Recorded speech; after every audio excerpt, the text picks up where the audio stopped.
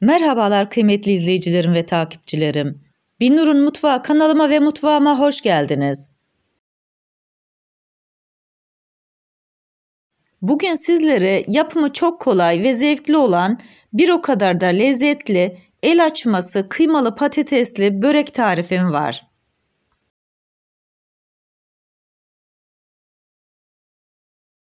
Tarifime başlamadan önce kimin nereden izlediğini bana yorumlardan yazarsanız değerli takipçilerimin nereden izlediğini öğrenmiş olurum.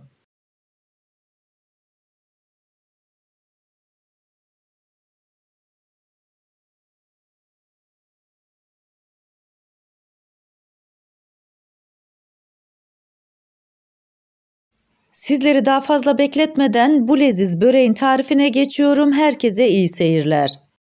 İlk olarak iç harcını hazırlayacağız. 5 adet patatesleri küp küp olacak şekilde doğradım. Üzerine geçecek kadar soğuk suyu ekliyorum. Ocağımıza götürüyoruz. Kaynayıncaya kadar yüksek ateşte kaynadıktan sonra kısık ateşe getiriyoruz. Patateslerimiz 20 dakikanın sonunda oldukça güzel bir şekilde pişti. Ocaktan alıyorum, süzdürerek soğumasını bekliyorum. Yayvan bir tencerenin içerisine yarım çay bardağı zeytinyağını koyuyorum. İsterseniz bu aşamada sıvı yağ da kullanabilirsiniz. 250 gram kıymayı ekliyorum. Kıymayı karıştırarak kavuruyorum.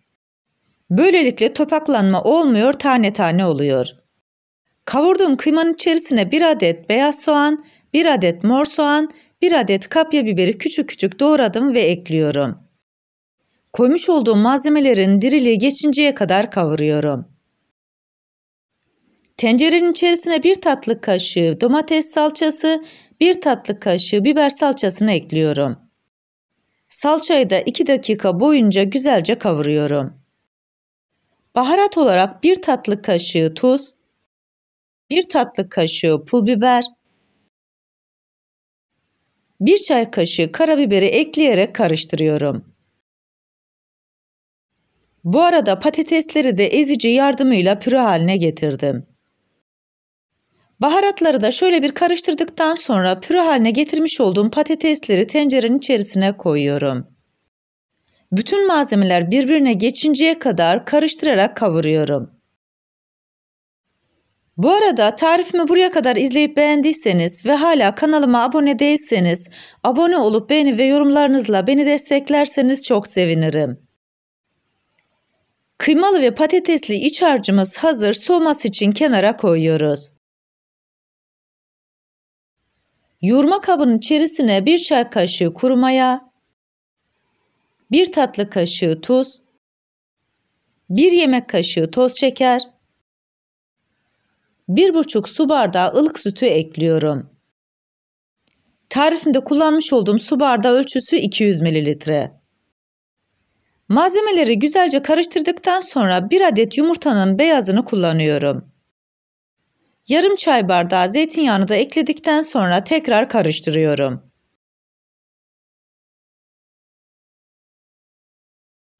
Tarifimde 4 su bardağı un kullandım. Unu azar azar kontrollü bir şekilde ekliyorum.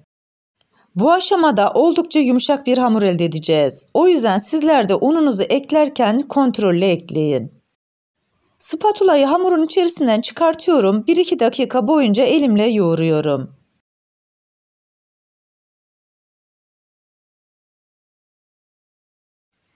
İki dakikanın sonunda tezgahın üzerine biraz un serpiştirerek hamuru tezgahın üzerine alıyorum.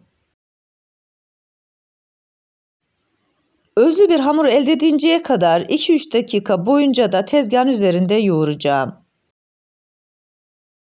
Hamurunuzu ne kadar çok yoğurur, ne kadar özlü hamur elde ederseniz yapmış olduğunuz malzemeler o kadar lezzetli ve güzel olur. Yoğurduğum hamuru toparlıyorum, tekrar yoğurma kabının içerisine koyuyorum. Üzerini kapatarak 1 saat boyunca oda sıcaklığında dinlendireceğim. 1 saatin sonunda hamurun üzerini açıyorum.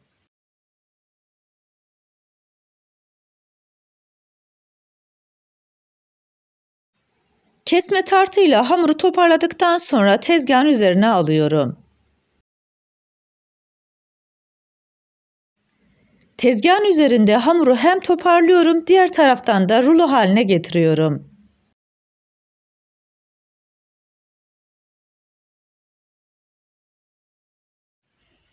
Hamuru ilk olarak ikiye kesiyorum. Daha sonra kesmiş olduğum parçalardan 6 parça elde ediyorum. Yani toplamda yapmış olduğumuz bu hamurdan 12 tane bez elde edeceğiz.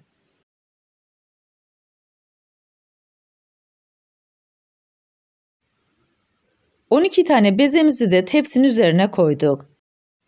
Üzerine biraz un serpiştiriyorum.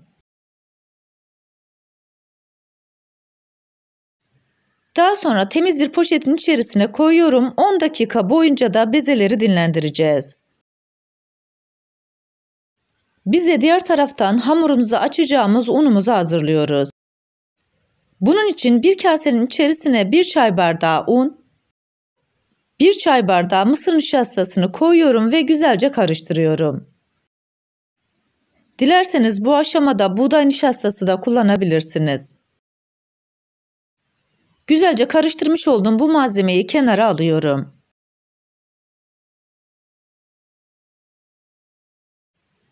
Bezelerimiz yeterince dinlendi. Bir tanesini alıyorum, tezgahın üzerine koyuyorum. Açma esnasında unlu ve nişasta karışımından tezgahın üzerine koyuyorum. Bezeyi ilk olarak elimle biraz genişletiyorum.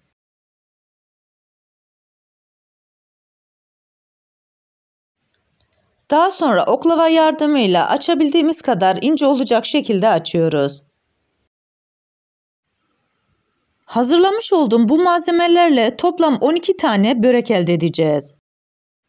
Bu börekte kullanmış olduğum bütün malzemeleri videomun altındaki açıklama kısmında paylaşıyor olacağım. İsterseniz oradan da bakıp faydalanabilirsiniz.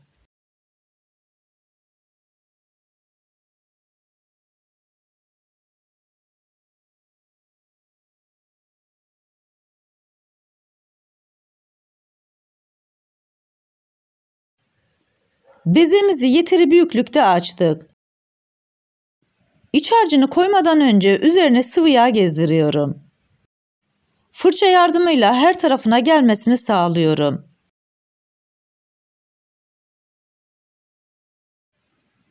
Tam orta kısmına hazırlamış olduğum iç harcını koyuyorum.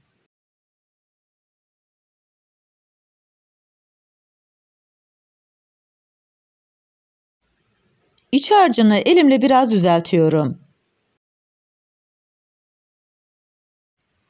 Kenarını kaldırarak elimi alt tarafa yerleştiriyorum. Videoda görmüş olduğunuz gibi iç harcının üzerine kapatarak hamuru elimin üzerine doğru getiriyorum.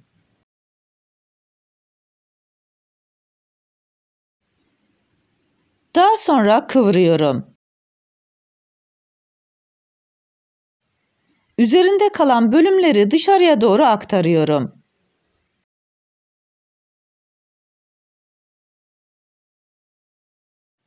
Böreği kaldırarak kenar kısımlarındaki hamurları da alt tarafa doğru katlıyorum. İlk böreğimizi bu şekilde hazırladık. Sizlere bir kez daha göstermek istiyorum. Açmış olduğum yufkayı güzelce fırça yardımıyla yağlıyorum. İç harcını tam orta kısmına kadar koyuyorum.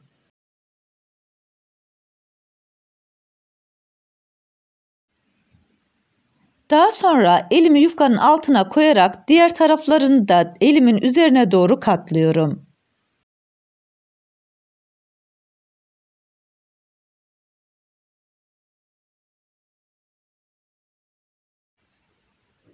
Elimin altında kalmış olan bölümü kıvırıyorum. Böylelikle iç harcını içeriye hapsetmiş olduk. Daha sonra yufkanın kenar kısımlarını düzeltiyorum. Bu arada tarifimi buraya kadar izleyip beğendiyseniz sosyal medya hesaplarınızdan arkadaşlarınızla paylaşarak bana destek olursanız çok sevinirim. Ayrıca kanalımda birbirinden güzel diğer tariflerim var. Onlara da göz atmayı sakın unutmayın. Böreği güzelce açtıktan sonra elimle alıyorum ve kenar kısımlarını alt tarafa doğru katlıyorum. Böylelikle şeklini vermiş oluyoruz. Hazırlamış olduğum bu böreğin üzerine hiçbir şey sürmüyoruz. Zaten üzeri yağlıydı ve bu şekilde sıcak fırınımıza götürüyoruz. Böreklerimizi 180 derece ısınmış fırınımızda 35 dakika boyunca pişirdik. İlk sıcağının çıkmasını bekliyoruz. İçi dışı nar gibi kızardı. İç harcıyla da gerçekten çok lezzetli oldu. Üstelik görüntüsü de şahane. Gönül rahatlığıyla yapıp deneyebileceğiniz harika börekler oldu. Sizlere bir de bu güzel böreğin iç dokusunu göstermek istiyorum. Ben bu böreğin iç harcına patates ve kıyma kullandım. Sizler istediğiniz iç harcıyla hazırlayabilirsiniz. Tarifimdeki tüm püf noktaları detaylı bir şekilde sizlere anlatmaya çalıştım. Ancak yine de aklınıza takılan bir kısım olursa bana yorumlardan yazabilirsiniz. Oradan da elimden geldiğince sizlere dönmeye çalışıyorum. Bu leziz böreği yapıp deneyecek olan herkese şimdiden afiyet olsun.